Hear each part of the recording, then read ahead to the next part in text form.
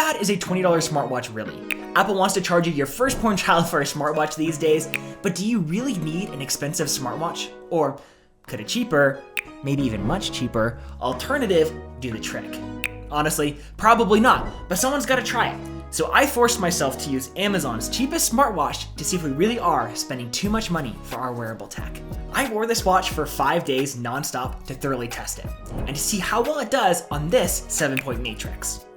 Steps tracking, workout tracking, notifications and information, sleep tracking, battery life, build quality, and extra features. I'll be giving our $20 friend a star rating for each of these categories, with 1 star being complete trash, 3 stars being usable, and 5 stars being perfect. We'll add these ratings up at the end to see just how good, or bad, this watch really is. My current daily smartwatch of choice is the Garmin Forerunner 255, and to test the accuracy of the $20 smartwatch, I decided to wear both to give us a good comparison. I looked like a dork for a week wearing a watch on each wrist, but it's for science. Let's kick it all off with step tracking. Step tracking isn't terribly difficult to do. In fact, you can buy a pedometer on Amazon for just $8, but it's a feature that's in almost every smartwatch, so I wanted to test to see just how accurate our $20 smartwatch was. So I'm putting it to the test. I got my $20 smartwatch right here, my Garmin Forerunner 255, and my iPhone 14 Pro Max. They're all gonna be tracking steps. I'm gonna walk 500 steps while counting them all myself. We'll see which one's most accurate. Here we go. Okay, 1, 2, 3, 4. This is gonna take a while. The results of this test kind of shocked me.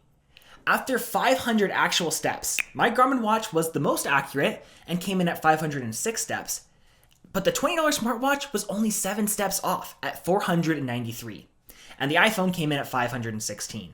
Not only was the $20 smartwatch incredibly close, but I actually prefer an underestimation of my steps rather than an overestimation, which subjectively makes me prefer the way the $20 smartwatch tracks steps. The trend of the $20 watch recording slightly less steps than my Garmin held true for the entire time that I tested it, with each day ending a few hundred steps less than the Garmin watch. It might be a simple category, but I think I've got to give 4-star rating here. It's not perfectly accurate, but being essentially as good as a watch 10 times the price is pretty insane. But steps was a bit of a softball category, so let's move on to a more difficult space with workout tracking. This watch claims to be a fitness tracker, and I'll be honest, I have my doubts. I'm a runner, and I constantly track my running workouts with my GPS-powered Garmin watch. But the $20 watch doesn't have GPS at all. All it has to track my distance is the pedometer, my cadence, and my height, which I input when I set up the watch.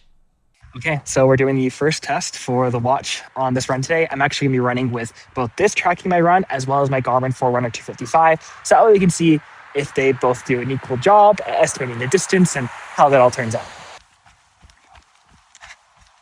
So I just finished up my 5-mile run and actually was pretty surprised at how well the $20 watch did, as far as tracking distance, that is. I tracked 5 miles on my Garmin Forerunner 255, and it was 4 miles, 0.95, which is incredibly close. Alongside distance, it actually did a pretty good job at heart rate as well. It was within 5 beats per minute of my Garmin watch as far as average heart rate over the course of the exercise, which is really close. It is kind of a bummer that the watch doesn't track any elevation gain, and the band is not particularly great for running. It gets pretty sweaty around it as I was going, but all in all, it actually is a pretty decent fitness tracker if you're doing basic running activities.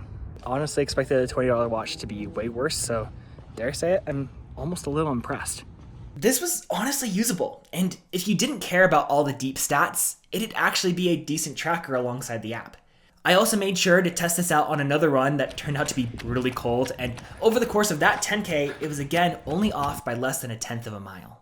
Now, one issue is that there's no data flow out of the phone app to any other platforms like Apple Health, Strava, or anything else, which means that your data lives or dies with this one random app, which I know I'd never like, even though the app is pretty decent. There are also other modes to track a whole assortment of workouts. They all essentially just track your heart rate, but if you've been dying to specifically track your table tennis workouts, this watch has your back.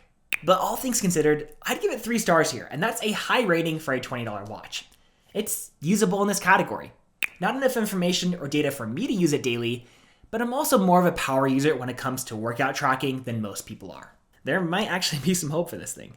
Moving on from fitness, let's talk notifications and general information. Delivering notifications and providing you with information at a glance is a core function of any smartwatch. And from day one, I already started to notice some quirks. So it's day one of using a $20 smartwatch, and I was able to get my watch connected to my phone and everything. And while I don't get all notifications, I do at least get messages that come in through the watch, which is nice, I guess. However, I do kind of feel like I'm using a Samsung flip phone from the 2000s because it doesn't know how to interpret emojis, and they just come in as those little boxes that you see there. I personally am a low notification type of person, and I don't allow many notifications outside of calls and texts anyways, but I would still love to have the option. You can technically take calls from the watch, but since I wasn't able to get my contacts to sync with the watch properly, it only showed the name of the person calling about half the time, and the other half of the time, it just showed their phone number instead. Additionally, the speaker and mic are exceptionally mid, but I don't really mind this because I've never been the type of person to take a phone call from my watch anyways. As far as general information goes, it has some basic stuff with like your heart rate, the time, date, and the weather, but there aren't any integrated apps, so it's pretty weak in this front too. I'll give it 2 stars in this category since I just don't think it has enough in this space to be usable for most people. Next, let's talk sleep tracking. As I started to try and use this watch at night, one thing that you notice really fast is that the display does not get very dim. Luckily, I did find the setting to turn off gesture awake because otherwise this thing would have blinded me every single night. It's also not the comfiest to wear in general, and certainly not while you're trying to sleep, but you do get used to it. After tracking several nights and comparing it to my Garmin watch, I realized that it did pretty well, but had one major flaw. They both tracked when I fell asleep within 1 minute of each other, and the sleep stages matched up at least somewhat. But when I wake up most mornings, I sit in bed for 15 to 30 minutes before actually getting my day started. My Garmin watch realized right when I woke up, but the $20 smartwatch thought I was still light sleeping for those 15 to 30 minutes while I was still lying in bed. Over time, that can really skew trends in your sleep data. Another bummer is the only way that I've found to get a good view of the sleep data is in the phone app. The watch view is almost completely useless unless you're viewing it at night. So for those reasons, I've got to give it 2 stars here since it can track sleep, but just not well enough for the data to be usable. This next category is this watch's shining star, battery life. The great thing about a smartwatch that doesn't do much is that it also doesn't drain the battery. Obviously, it dies eventually, but from fully charged, it lasted me 5 full days. Now, compared to my Garmin, that's light work. But compared to the Apples, Samsungs, and Pixel watches of the world, that's incredible. Battery life is particularly important if you're the type of person who does want to sleep track, since you won't have to put this on the charger every single night. Part of the reason that it gets such good battery life is the fact that it doesn't have an always-on display. It only wakes up with this gesture or by pressing the side button. For charging, it uses a proprietary cable like almost all smartwatches these days, which is a bummer, but I think that this is still deserving of a 4-star rating. I just wish the sleep tracking was better to make more use of the great battery life. Unfortunately, we won't be seeing any more 4-star categories in this video, as next we're going to be talking about build quality. You can tell that they were trying to mimic the Apple Watch look in the design, but there is only so much that you can do with 20 bucks. The housing feels like cheap plastic and makes the whole watch feel much less solid. This knob on the side was clearly meant to mimic the digital crown of the Apple Watch, and it does spin, but that spinning serves absolutely no function. It's exclusively a button. I will say that the display was nicer than I was expecting, and got brighter than I would have thought. I kept it on the lowest brightness the entire time that I used it, but the higher brightnesses are good for when you're outdoors. When it comes to the touch controls, it leaves a bit to be desired.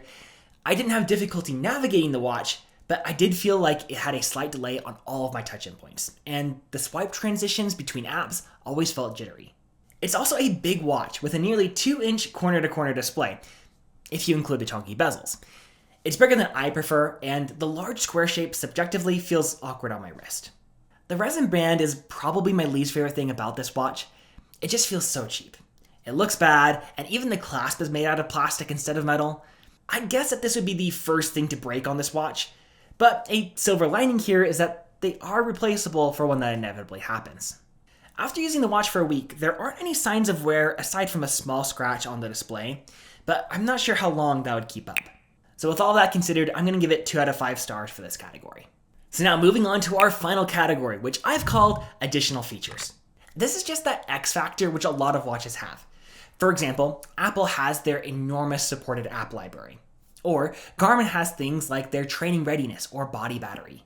This watch, on the other hand, has none of that. Beyond what we've covered in this video, this watch does essentially nothing else. So for that reason, it's an easy 1 star here. But I also want to call out that this is kind of okay. If I'd paid $200 for this watch, I'd expect a lot more. But since it's a tenth of that price, it does deserve some grace. Overall, the $20 smartwatch averaged about a 2.5 star rating. And that's honestly higher than I expected to give it when I started this. But it also puts it just below that usable category, which is honestly kind of accurate. There is a lot to trash on with this watch because it's bad at a lot. But because of the price, I can see why it has a market.